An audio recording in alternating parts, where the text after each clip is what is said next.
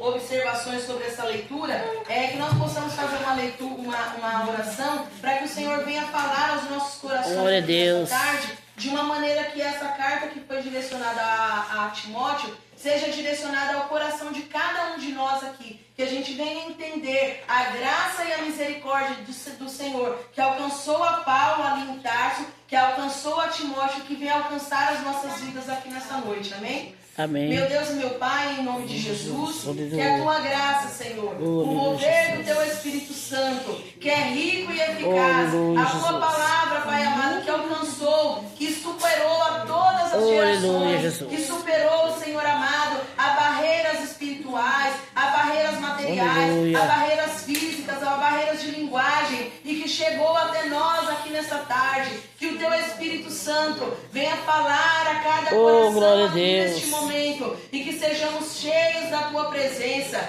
cheios da tua graça, que o Espírito Santo venha nos dar discernimento, entendimento, capacidade, e que venha confortar a corações aqui nesta tarde, que venha confortar a corações, que venha nos confrontar aqui nesta tarde, e que nós saiamos cheios da tua presença, e menos de nós e mais do Senhor, para a tua honra e glória que eu te peço em nome de Jesus. Amém. Amém, Graças Jesus. a Deus. Irmãos, esse que nós aqui nessa tarde, essa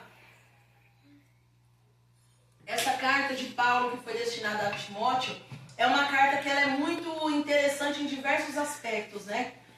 Quando nós olhamos a vida de uma pessoa que ela chega em alta idade, né? 80, 90 anos, nós temos dois tipos de pessoa. Aquela pessoa que é amargurada, que ela é chateada, que você senta para conversar com ela 2 minutos, ela vai falar, eu estou com dor nas costas por causa de fulano. Eu vivo dessa maneira porque lá em 1955, às 14 horas, em tal lugar, tal pessoa falou tal palavra para mim. E aquela pessoa, ela não esquece aquilo nunca. Ela não esquece, não. Ela lembra daquilo com uma mágoa tão profunda, né? E muitas vezes aquilo vai acarretar doenças físicas mesmo, né? São apenas palavras, atos. Às vezes a pessoa que proferiu palavras, gestos, atitudes, até prejudicou de fato, né? Muitas vezes não é aquela situação, não, isso daí é uma bobagem. Não é uma bobagem, né? Porque quem é atingido, a dor do atingido, do magoado, do ferido, não pode ser considerada uma bobagem.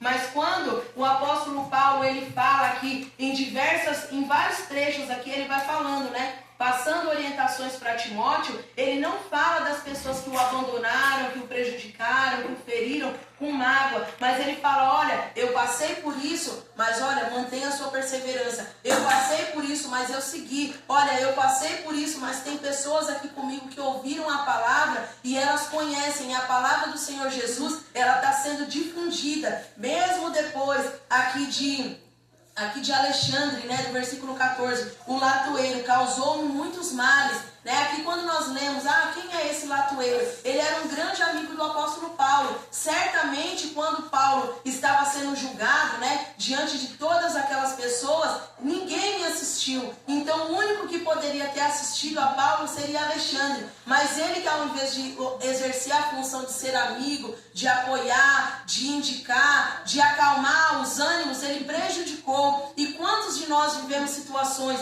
que ao invés de pessoas que poderiam nos ajudar, nos confortar, nos indicar, né? Muitas vezes a gente fala, não, olha, eu vou contando com tal pessoa, porque tal pessoa vai me ajudar, tal pessoa vai ser o meu alicerce ali. E é exatamente aquela pessoa que vai te prejudicar, né? Então a palavra do Senhor é destinada a Timóteo ali por Paulo. Ele dava várias instruções a esse respeito, que muitas pessoas, elas estão, às vezes a gente conta com aquela pessoa por ela ser nosso amigo, às vezes é a única que a gente conhece naquele ambiente, e aquilo pode prejudicar a nossa fé de uma maneira, mas o apóstolo Paulo, ele falou para Timóteo, meu filho amado, você pode ser prejudicado, você pode ser perseguido, você pode ser magoado, mas persevera na fé, como nós falamos na semana passada sobre exercer as disciplinas espirituais, quando nós estamos ligados no Senhor, em oração, em jejum, em perseverança, em vigilância, muitas coisas vão vir nos atingir, porque nós somos seres humanos, né? E nós convivemos com outras pessoas. Mas aqui o Senhor, Ele fala, né, através dessa carta destinada a Timóteo, que nós precisamos ter a nossa perseverança e a nossa fé ligada com o Senhor, né? Quando,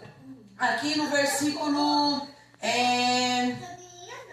10, porque Demas me desamparou amando o presente século. Quando nós passamos a observar, né, Demas me desamparou por amar o século, amar este mundo. Nós pensamos assim, se Demas, né, abandonou o Evangelho, abandonou a Paulo naquele tempo, naquele século, sem tantas coisas, né, que poderiam distraí-lo, né, sem internet, sem televisão, sem tantas coisas, tanta tecnologia, aquele mundo que era tão, né, no nosso ponto de vista, era um mundo tão parado, sem tantos atrativos. E no mundo de hoje, será que nós aqui nessa noite, nessa tarde, né, nós não seríamos o Demas, que abandonamos a palavra, abandonamos o Evangelho por tantas coisas, por amor a esse mundo, né?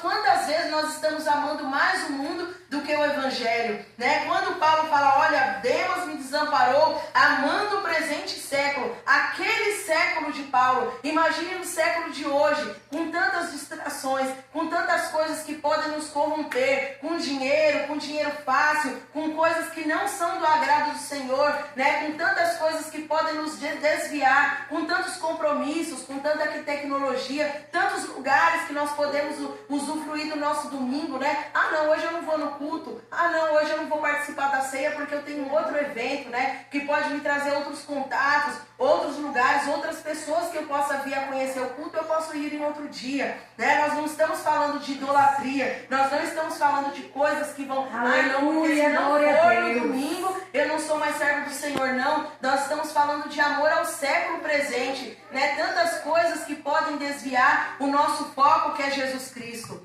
né? E aqui quando no versículo 11, só Lucas está comigo, toma Marcos e traze-o contigo, porque me é muito útil para o ministério. Irmãos, quando nós falamos de Marcos,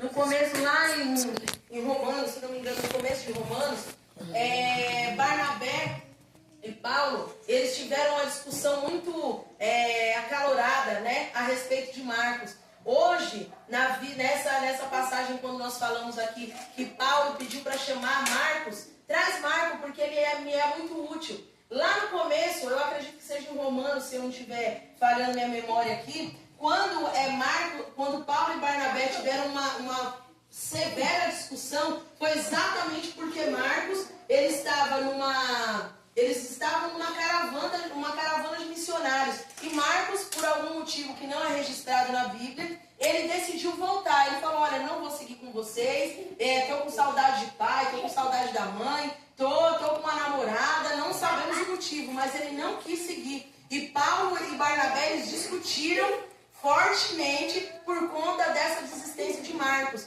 né? Mas com o passar do tempo, Paulo entendeu que Marcos, ele não foi porque ele derrapou uma vez, né? Ele desistiu uma vez, ele vacilou uma vez, né? Que ele não poderia ser útil para o ministério de Cristo, não poderia ser útil para o reino. E muitas vezes nós somos tão